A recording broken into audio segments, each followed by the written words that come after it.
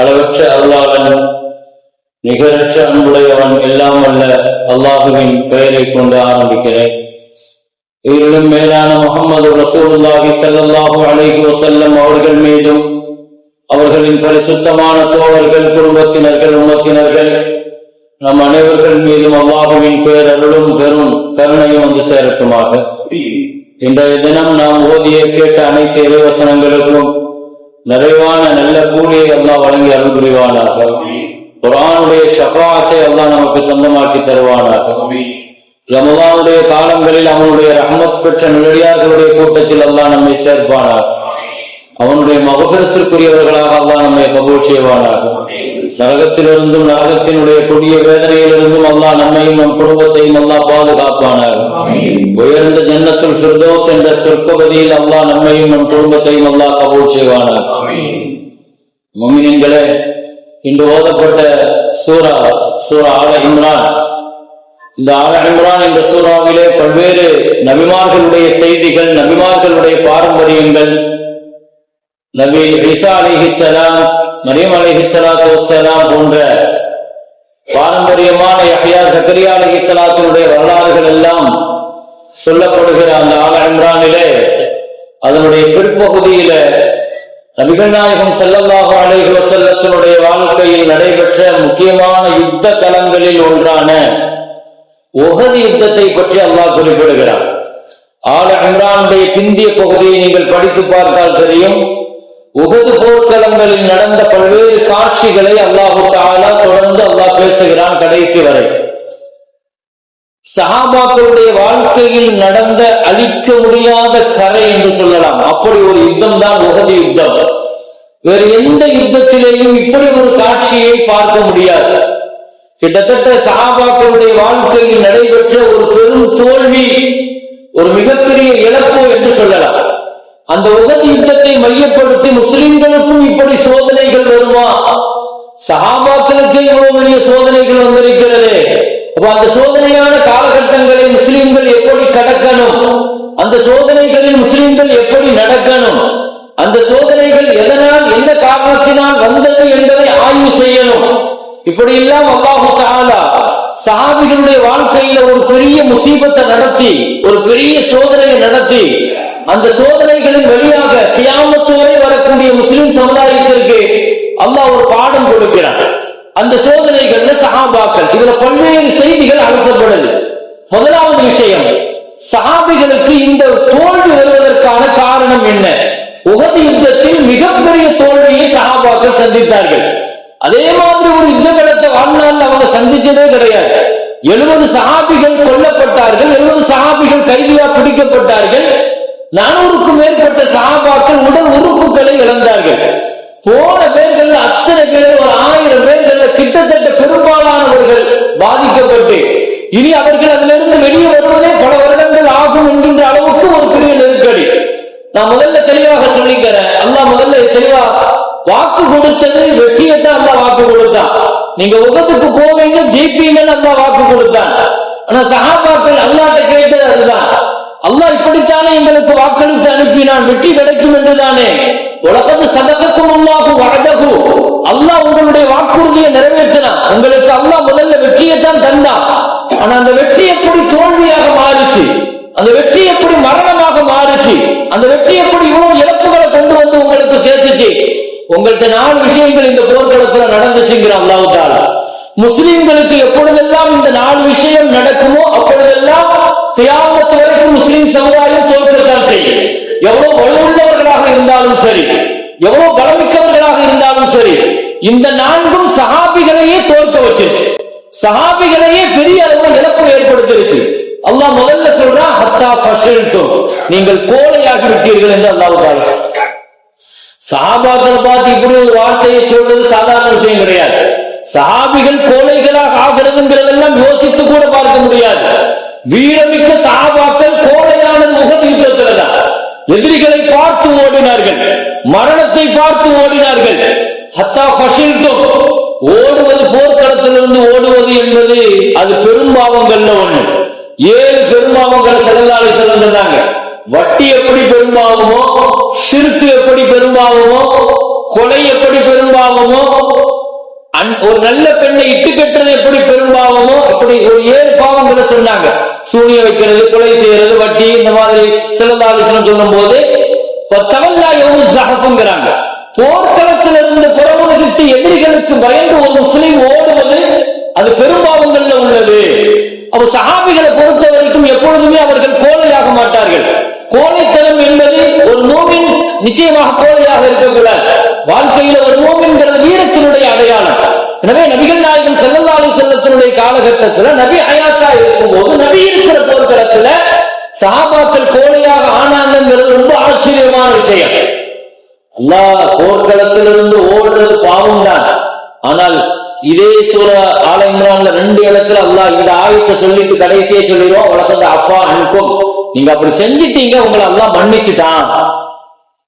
2 இடத்துல அல்லாஹ் சொல்றான், இன்னமஸ்தஸல்லஹு ஷைத்தானு பிபஅதி மா கஸபு வலக்கத் அஃபல்லாஹு அன்ஹும். ஷைத்தான் உங்களுடைய கால சரகு வச்சுட்டான், பயத்தை உண்டாக்கிட்டான், இருந்தாலும் அல்லாஹ் மன்னிச்சுட்டான் உங்களை. இதுவே கடைசியாக இருக்கட்டும். கோழைத்தனம் என்பது ஒரு மூமினை எந்த இடத்திலையும் ஜெயிக்க வைக்காது. இன்னைக்கு முஸ்லிம் சமுதாயம் அப்படித்தான் கோழையாகி விட்டார்கள். அவர்கள் கோழையாகிறதுக்கு பல காரணங்கள் இருக்கலாம். அவர்களுடைய சொந்த உடல் சார்ந்த விஷயங்கள், மக்களுக்காக ஒருத்தர் கோழையாகுவான், பொருளாதாரத்திற்காக ஒருத்தர் கோழையாகுவான். ஸல்லல்லாஹு அலைஹி வஸல்லம் சொன்னாங்க, அல்வலது மஜ்பனா, அல்வலது மஜ்பனா மப்கலா, குழந்தைகள் சில தந்தைமார்களை கோழையாக்குகிறார்கள் அப்படின்னு நாங்க ஸல்லல்லாஹு அலைஹி வஸல்லம். குழந்தைக்காக ஒருத்தர் கஞ்சனா மாறுவான், குழந்தைக்காக ஒருத்தர் கோழையாக மாறுவான். பெரிய வீரன் தான், பிள்ளைகள் கோழையாக்கிடுவாங்க, பிள்ளைகள் கஞ்சனாக்கிடுவாங்க. பெரிய நல்ல கொடை வல்லதான் இருப்பாரு, நிறைய கொடுக்கணும்னு நினைப்பாரு, ஆனாலும் பிள்ளைக்கு சேர்த்து வைக்கணும், பிள்ளைகளுக்கு எதிர்காலம் இருக்குது, இப்படி எல்லாம் நினைப்புகள் அவரை ஒரு வகையில கஞ்சனாக்கிடுங்கிறாங்க ஸல்லல்லாஹு அலைஹி வஸல்லம். சஹாபாக்கள் எப்பொழுதுமே கோழையாகிறது இல்லை, ஆனா இங்க கோழையாகி நிற்கிறாங்க. உஹது போர்க்களத்துல வித்தியாசமாக நபிகள் நாயகம் ஸல்லல்லாஹு அலைஹி வஸல்லம் சொன்ன ஒரு ஹதீஸ், கியாமத்துல ஒரு காலகட்டம் வரும், உலகத்தினுடைய எல்லா சமுதாயமும் உங்களுக்கு எதிராக திரும்புவார்கள். நீங்கள் யாரையெல்லாம் நம்புகிறீர்களோ, இவர் நம்மளை காப்பாற்றுவார், இவர் நம்முடன் இருப்பார், இவர் நமக்காக குரல் கொடுப்பார், இவர் நமக்காக எதையும் செய்வார் என்றெல்லாம் நீங்க யாரை நம்புறீங்களோ, அது யூதனாக இருக்கலாம், நஸ்ரானியாக இருக்கலாம், காபிராக இருக்கலாம், முஷ்ரிக்காக இருக்கலாம், முனாஃபிக்காக இருக்கலாம், ஆனா அவனெல்லாம் சேர்ந்து எல்லா சமுதாயமும் உங்களுக்கு எதிராக நிற்பாங்க. நீங்க ஒரு தனியா நிற்பீங்க, உங்கள் தனித்து விடப்படுவீர்கள். நீங்கள் சஹாபாக்கள் கேட்டாங்க, அப்படி ஒரு காலம் வந்தா அந்த காலகட்டத்தில் நாங்க மின்கில்லா, நாங்க ரொம்ப கம்மியா இருப்போமா, மைனாரிட்டியா இருப்போமா அப்படின்னு கேட்கிறாங்க. ரொம்ப குறைவா இருப்போமோ, அதனாலதான் எங்களை யாரும் சீர மாட்டுக்காங்களோ, எங்களை யாரும் கண்டுகொள்ளாம இருப்பாங்கன்னு கேட்டாங்க. பல் அன்தும் கதீர், இல்ல இல்ல, அந்த காலகட்டத்தில் நீங்க ரொம்ப அதிகமா இருப்பீங்க. மைனாரிட்டியாக இருந்தாலும் கூட அங்கேயும் நீங்க தான் அதிகமா இருப்பீங்க. இந்தியால நம்ம மைனாரிட்டி சமூகம் சொல்றோம், ஆனா கிட்டத்தட்ட இந்தியால நம்ம 20-25 கோடி பேர்கள் இருக்கிறோம். 25 கோடிங்கிறது மைனாரிட்டியா? அப்ப மைனாரிட்டி மெஜாரிட்டிங்கிறது எதை வச்சு முடிவு செய்யப்படுது? இன்னைக்கு உலகத்துல யூதர்கள் மைனாரிட்டியா மெஜாரிட்டியா? இப்படி மைனாரிட்டி மெஜாரிட்டி என்பது அவர்கள் ஏற்படுத்திக் கொள்கிற, அவர்கள் தங்களுக்கு உருவாக்கிக் கொள்கிற கல்வி, பொருளாதாரம், அரசியல், ஆளுமை, இந்த கட்டமைப்பை பொறுத்து முடிவு செய்யப்படுது. அப்ப அன்னைக்கு நாங்க ரொம்ப கம்மியா இருப்போமான்னு கேட்கிறாங்க. இல்ல, நீங்க அதிகமா இருப்பீங்க, ரொம்ப அதிகமா இருப்பீங்க மக்கள் தொகையில. உலகத்துல 4 பேர்ல ஒரு ஆள் முஸ்லீம் இருக்கிறோம். இன்னைக்கு 60-70 நாடுகளை வச்சிருக்கிறோம் கையில. கனிம வளங்கள் இருக்குது, நீர் வளம் இருக்குது, நிலவளம் இருக்குது, தாவர வளம் இருக்குது, எண்ணெய் வளம் இருக்குது, எல்லாமே இருக்குது முஸ்லிம்கள்ட்ட. எதுவுமே இல்லைன்னு சொல்ல முடியாது, எல்லா வகையிலையும் திருப்தியா இருக்கிறோம். ஆனா எதுவுமே செய்ய முடியாம இருக்கிறோம். அதைத்தான் ஸல்லல்லாஹு அலைஹி வஸல்லம் அழகா அன்னைக்கு சொன்னாங்க. ஏன் அவ்வளவு நிலையை ஏற்படுதுன்னு சொன்னோம். ஸல்லல்லாஹு அலைஹி வஸல்லம் உங்க உள்ளத்துல எல்லாம் வகன் வந்துடும் அப்படின்னாங்க. வகன். சஹாபாக்கள் கேட்டாங்க, வகன்னா என்ன யார சொல்லலாம்? ஸல்லல்லாஹு அலைஹி வஸல்லம் கோழித்தனம் வந்துடும், உங்க உள்ளங்கள் எல்லாம் கோழித்தனமாகி போயிடும். நம்மளுக்கு என்ன பிரச்சனை, நம்ம ஏன் யாரோ பார்த்துக்கிடுவாங்க, நம்ம போய் நிக்கணுமா, நம்மளுக்கு இழப்பு இருக்கு. கோழித்தனம் உங்க உள்ளத்தை ஆட்டி படைச்சிடும். உங்க எதிரிகள் உங்களை பத்திய பயத்தை அல்லாஹ் எடுத்துருவான். உன் உள்ளத்துல கோழித்தனம் வந்துட்டா எதிரிட்ட உன்னை பத்தி பயம் போயிடுட்டாங்க ஸல்லல்லாஹு அலைஹி வஸல்லம். அவன் ஒன்னு ஆக்கிரமிப்பான், ஒன்னு சுரண்டுவான், ஒன்னு அதிகாரம் செலுத்துவான், ஒன்னு சர்வாதிகாரி, அவன் மாறிடுவான். கோழித்தனத்துக்கு என்ன காரணம் கேட்டாங்க சஹாபாக்கள். ஹுப்பு துன்யாவு கராஹியத்துல் மௌத், துன்யாவை விரும்புறதும் மௌத்தை வெறுக்கிறதும் நாங்க சொல்லாது. மௌத்துனாலே உனக்கு பயம் இருக்கு. இந்த கோழைத்தனம் குறித்து சஹாபாக்களுக்கு ஸல்லல்லாஹு அலைஹி வஸல்லம் அன்றைக்கே பாடம் எடுக்கிறார்கள். அல்லாஹ் சொன்னான், ஹத்தா இதா ஃபஷில்தும், நீங்க கோழை ஆயிடுவீங்கிறான். அடுத்து அல்லாஹ் சொன்னா ஒலத்தனா ஜாத்தும் உஹது போர்க்களத்துல நீங்க உங்களுக்குள்ள கருத்து மாறுபட்டீங்க, சண்டை போட்டீங்க, முஸ்லிம்களுக்குள்ள ஒற்றுமை இழந்தீங்க, சஹாபாக்கள் 2 பேர்களுக்கு மத்திய ஒருத்தருக்கு ஒருத்தர் விவாதங்கள் பண்ணீங்க.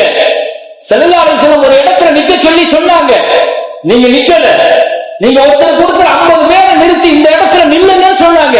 நிக்கணுமா வேண்டாமா உங்களுக்குள்ள சண்டை, கனிமத்து வெடிக்கணுமா வேண்டாமாங்கிறது சண்டை, எதிரிகள் ஓடிட்டு இருக்கிறாங்க துரத்தணுமா வேண்டாமா, இப்படி சின்ன சின்ன விஷயத்துல உங்களுக்குள்ள சண்டை. கியாமத் வரைக்கும் இதுதான் அடிப்படை.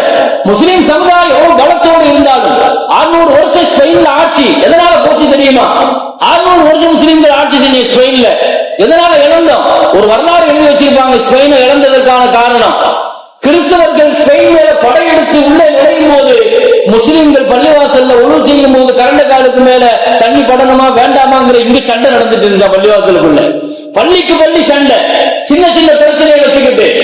கஹ்வாசிகளுடைய அந்த வரலாறை பத்தி பேசும்போது அந்த நாய் அது 7வதா 8வதா அல்லது 8வதா 9வதா, இந்த மாதிரி சின்ன சின்ன தேவையில்லாத விஷயங்களுக்கெல்லாம் இந்த சமுதாயம் கருத்து வேறுபட்டு மாறுபட்டு ஒருத்தருக்கு ஒருத்தர் இந்த ஒற்றுமை குறைந்ததனுடைய விளைவுகள் எதிரிகளுடைய கை ஓங்கியது.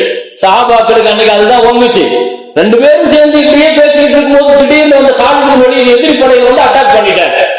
எப்படி வந்தாருன்னே தெரியல. ஒரு பெரிய படை திரண்டு வந்து உள்ள நுழைஞ்சிட்டார். அடிச்சு செதறடிச்சு ஓடுறாங்க, எப்படி இருந்து தாக்குறாங்கன்னு தெரியல, எப்படி தாக்குதல் நடத்தப்படுதுன்னே தெரியல. அல்லாஹ் சொன்னான் ஒலத்தனா ஜாத்தும். அல்லாஹ் சொன்னான், எனவே ஒருத்தருக்கு ஒருத்தர் சண்டை போடாதீங்க, சண்டை போட்டா நீங்க பலகீனமாய் கோலை ஆயிடுவீங்க. நல்லா நீங்க பலகீனமா ஏற்கனவே மைனாரிட்டி, அதுல நீங்க சண்டை போட்டீங்கன்னா இன்னும் பெரிய பலகீனம் ஆயிடுவீங்க. மைனாரிட்டி சமூகமே பலகீனம் தான். இன்னும் நீங்க ஒருத்தருக்கு ஒருத்தர் சண்டை போட்டுட்டு இருந்தீங்கன்னு சொன்னா அதுதான் இன்னைக்கு நடக்குது. இத்தனை நாடுகள் இருக்குது, ஒண்ணு சேர முடியுதா? ஒரு 100 நாடு இஸ்லாமிய நாடுகள் ஒண்ணு சேர்ந்துச்சுன்னு வைங்க, 50 நாடு சேர்ந்து பிரிக்கிறதுக்கு முயற்சி பண்ணுவோம்.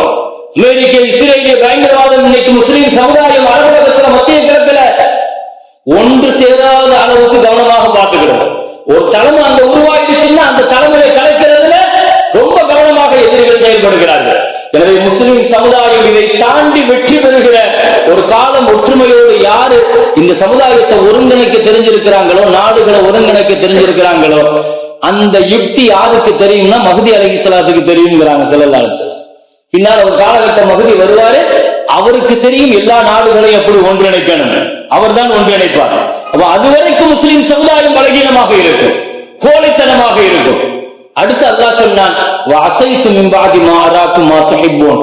உங்க நபி சொன்ன சுன்னத்தை நீங்க மாறு செய்யலாமா? சஹாபாக்கள் ரசூலுல்லாஹ்வுடைய ஒரு உத்தரவு மீறினது அந்த இடத்துல மட்டும்தான். ஏதோ ஷைத்தானுடைய செயலால நடந்து போச்சுன்னா அது தப்பு இல்லைன்னா சொல்ல முடியாது, அது ஷைத்தானுடைய செயல் தான் அல்லாஹ் தெளிவா சொல்றான். நீங்க அப்படி செஞ்சிட்டீங்க, செஞ்சிருக்க கூடாது, அல்லாஹ் மன்னிச்சுட்டான். எனவே மன்னிச்சதற்கு பின்னால சஹாபிகளை நம்ம விமர்சிக்கிறதுக்கு ஒண்ணும் கிடையாது, சஹாபிகள் அந்த இடத்துல பேசுறதுக்கு ஒண்ணும் இல்லை. ஆனாலும் படிப்புல இருக்குது. வஅஸைதும் ஒரு 50 பேரை கை காட்டி இந்த இடத்துல நில்லுங்கன்னு சொல்லிட்டு போனாங்க ஸல்லல்லாஹு அலைஹி வஸல்லம். ஏன்னா எதிரிகள் இந்த வழியா வந்து தாக்குதல் நடத்தலாம், நாங்க இங்க போர் செஞ்சுட்டு இருக்கிறோம், நீங்க 50 பேரும் என்ன நடந்தாலும் இந்த இடத்தை விட்டு இறங்கக்கூடாது சொல்லிட்டு போனாங்க. அதுல பாதி பேர் இறங்கினாங்க. ரசூலுல்லாஹி சொல் மீறப்பட்டுச்சு. மின்கும் யுரீது துன்யா, கனிமத் பொருட்களை எடுக்கிறதுக்கு நீங்க துன்யாவை நாடி ஓடுனீங்க. இது உங்களுடைய 4வது தவறு. கனிமத்து பொருளை பொறுக்கிறதுக்காக ஓடுறீங்க. இந்த 4 தவறுகள் தான் உங்களுடைய தோல்விக்கான காரணம் என்பதை உஹதின் வழியாக சஹாபிகளுக்கு அல்லாஹ் பாடம் எடுத்தான். கண்ணியமிக்க மேலான பெருமக்களே, இந்த 4 குணங்களும் முஸ்லிம் சமுதாயத்தில் எந்த காலகட்டத்தில் எந்த சூழ்நிலையில் ஏற்பட்டாலும் அது முஸ்லிம்களுக்கான வீழ்ச்சியையும் மிகப்பெரிய இழப்புகளையும் ஏற்படுத்தி தரும் என்பது உஹது தருகிற பெரிய பாடம். அப்படிப்பட்ட 4 விஷயங்களில் இருந்து அல்லாஹ் இந்த உம்மத்தை பாதுகாப்பானாக. வாஃபிரு தஅவானா அல்ஹம்துலில்லாஹி ரப்பில் ஆலமீன். அஸ்ஸலாமு அலைக்கும் வரஹ்மத்துல்லாஹி வபரகாத்துஹு. அல்லாஹும்ம தகப்பல் மின்னா ஸலாத்தனா வ ஸியாமனா வ கியாமனா வ ருகூஅனா வ சுஜூத்